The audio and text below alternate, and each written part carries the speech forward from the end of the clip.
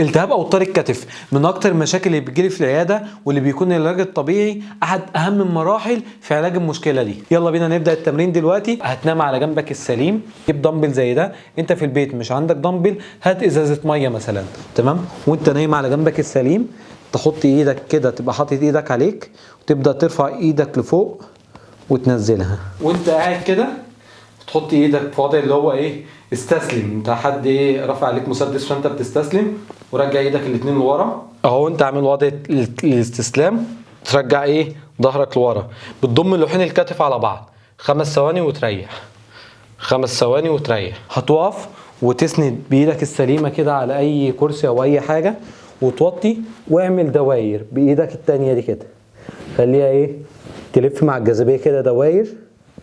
اعمل مجموعه اللي هو 10 عدات، عكس الدواير كمان 10 عدات،